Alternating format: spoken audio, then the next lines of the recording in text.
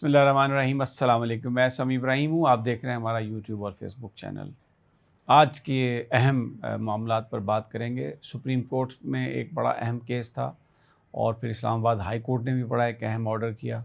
अली अमीन गंडापुर ने बड़ी इम्पोर्टेंट बात की, जो ऑपरेशन है एपेक्स कमेटी ने जिसको मंजूर किया है। मौलाना फजलुर रहमान की भी एक गुफ्तगू है जिसमें उन्होंने कहा है इस्टेब्लिशमेंट से कि आप हमारी तारीख़ है 300 साल हमने ग़ुलामी के ख़िलाफ़ जद्दोजहद की है, तो इस्टेब्लिशमेंट को चाहिए कि वो जो ज़बरदस्ती हर चीज़ को लीड करने की कोशिश कर रहे हैं, अपनी इस रविश को तर्क करें।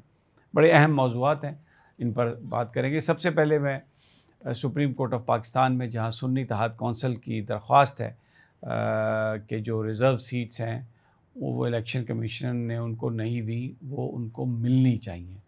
इस पर आज जो आर्गूमेंट फैसल सदीकी साहब ने दिया सुन्नी इत्तेहाद कौंसिल की तरफ से, सलमान अकरम राजा साहब, कमल शोज़ब एक पीटीआई की जो नॉमिनेटेड ख़ुसूसी नशिस्त के लिए ख़ातून हैं, उनके वो वकील थे, उन्होंने भी अपने आर्गूमेंट्स दिए। मैं बिल्कुल जो छोटी तफसील है उसमें जाए बग़ैर आपको ये अर्ज़ कर दूँ कि जो बेसिकली फैसल सदीकी साहब कहना चाह रहे थे और जो राजा सलमान अकरम साहब जो कहना चाह रहे थे, वो ये था कि जो भी टेक्निकली अगर कोई गलतियाँ हुई हैं कि जो पीटीआई है वो सुन्नी इत्तेहाद कौंसिल में चली गई, सुन्नी इत्तेहाद कौंसिल का कॉन्स्टिट्यूशन क्या कहता है, उन्होंने प्रोसीजर को फॉलो किया या नहीं किया। उसकी बुनियादी वजह इन वकला ने ये बताया कि इलेक्शन कमीशन के फ़ैसले थे, जिसमें इलेक्शन कमीशन ने जो तहरीक इंसाफ को बल्ला भी डिनाई कर दिया था, तहरीक इंसाफ को बतौर पॉलिटिकल पार्टी एक्सेप्ट करने से भी उनको इनकार कर दिया और एक सिंबल जो वो लेना चाह रहे थे वो भी नहीं उनको दिया। तो इन हालात में फिर ये सारे डिसीजन उस वक्त किए गए जब इलेक्शन एक दिन दूर था। तो इन हालात की वजह से सुन्नी इत्तेहाद कौंसिल को ज्वाइन करना पड़ा और अब ये सुप्रीम कोर्ट के पास एक मौका है कि वो उसको करेक्ट कर दें। अब अगर हम सुप्रीम कोर्ट की बात करें तो वहाँ पर काज़ी फ़ाइज़ ईसा साहब जजेस के उस ग्रुप को हमें लीड करते हुए नज़र आ रहे हैं, जो टेक्निकल बुनियादों पर अभी भी उनके सवालात से लगता है कि वो ये बिलीव करते हैं कि ये जो रिज़र्व सीट्स हैं ये सुन्नी इत्तेहाद कौंसिल को नहीं मिलनी चाहिए और इलेक्शन कमीशन का जो फ़ैसला है बज़ाहिर वो दुरुस्त लगता है।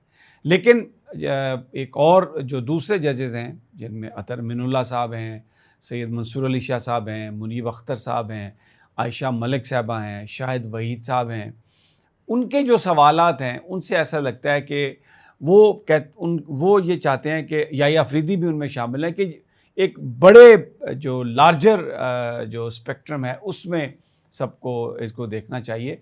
अतर मिनुल्लाह साहब ने तो यहाँ तक कहा सलमान अकरम राजा से कि आप ये क्यों नहीं, आप सच बोलें, आप बताते क्यों नहीं हैं कि ये किन वजूहात से आपको ये सब कुछ करना पड़ा। और फिर उन्होंने ये भी सवाल किया कि ये एक फंडामेंटल राइट है लोगों का पॉलिटिकल पार्टीज़ को वोट देना, चुनना और फिर उनका आगे उनको नशिस्तें मिलना।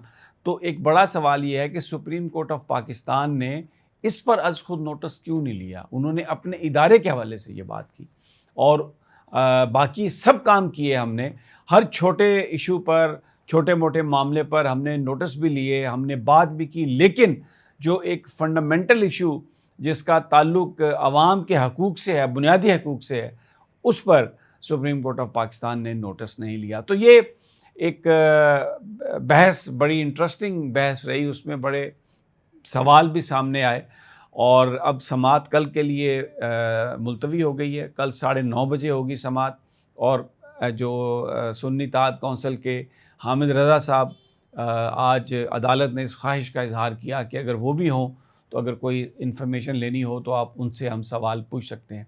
तो अब कल इलेक्शन कमीशन के वकील भी दलाइल देंगे, उसके बाद अटॉर्नी जनरल एंड पे देंगे, फ़ारूक नाइक पीपल्स पार्टी को के दलाइल देंगे और मखदूम अली अहमद जो हैं वो मुतासरा जो ख़वातीन हैं जो डी नोटिफाई हुई, फिर जो फ़ैसला आया सुप्रीम कोर्ट के बेंच का, उस पर वो उनके आर्गूमेंट होंगे। तो वेरी इंटरेस्टिंग अब लेट्स सी ये क्या होता है, क्या फ़ैसला टेक्निकल ग्राउंड्स पर होता है या जो कॉन्स्टिट्यूशन की स्कीम है उसको देखकर ये फ़ैसला किया जाता है। अभी तक तो जो काज़ी फ़ाइज़ ईसा साहब हैं उन्होंने टेक्निकल चीज़ों का सहारा लेते हुए पीटीआई को बल्ले से भी महरूम किया। पीटीआई की कोई वो जो डीआरओज़ और आरओज़ के लिए जो दरख्वास्त दी थी हाई कोर्ट में, उसको काज़ी फ़ाइज़ ईसा साहब ये कहते हैं कि पीटीआई ने इलेक्शन मुलतवी कराने की कोशिश की थी और हमने इलेक्शन करवाए।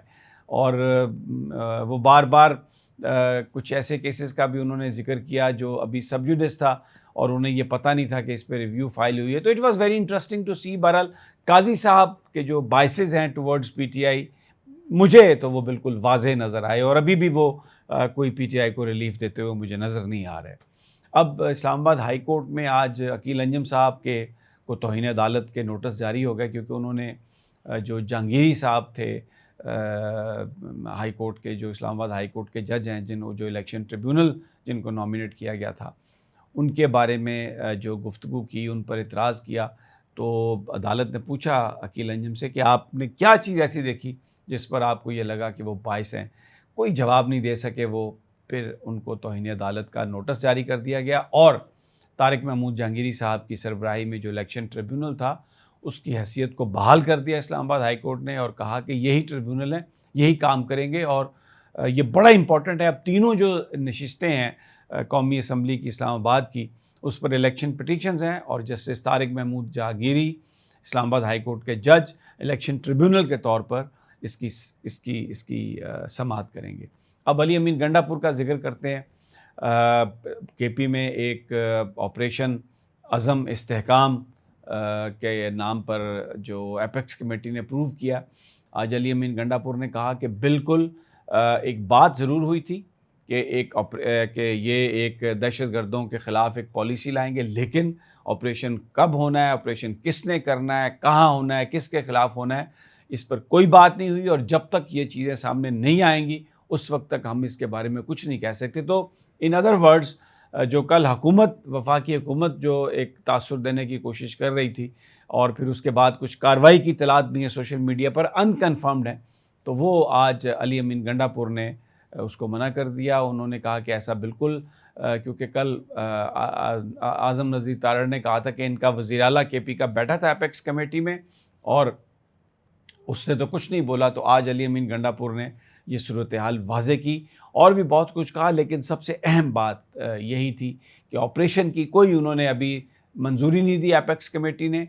ज़िक्र हुआ और अब बाद में पूरा प्लान आएगा, उस पर बात होगी, तो फिर इसके हवाले से आगे कहानी चलेगी। इसी चीज़ को सामने रखते हुए मौलाना फजलुर रहमान ने कोयटा में एक प्रेस कॉन्फ्रेंस की और उन्होंने पाकिस्तान की एस्टेब्लिशमेंट से ये कहा है कि आप चीज़ों को लीड करना छोड़ दें। पार्लिमान को शिकस्त हो गई है, जमहूरियत को शिकस्त हो गई है, क्योंकि पार्लिमान के पास कोई इख्तियार नहीं, पॉलिटिकल पार्टीज़ के पास कोई इख्तियार नहीं और एस्टेब्लिशमेंट सब चीज़ें ख़ुद करने की कोशिश करती है। और हमने 300 साल ग़ुलामी के ख़िलाफ़ जद्दोजहद की है और हमें कोई अगर ये समझता है कि वो हमें ग़ुलाम बना लेंगे तो ऐसा बिल्कुल नहीं है। और बड़ी एक उन्होंने बहुत सारी चीज़ें ऐसी हैं जो आप उनकी फुटेज में मैं उसको I don't want to repeat, लेकिन आप उसको देख सकते हैं। बहुत बड़ी डिफाइंस उन्होंने इज़हार किया इसका। अब जनाब इजाज़त दीजिए, अगली वीडियो तक अल्लाह निगहबान।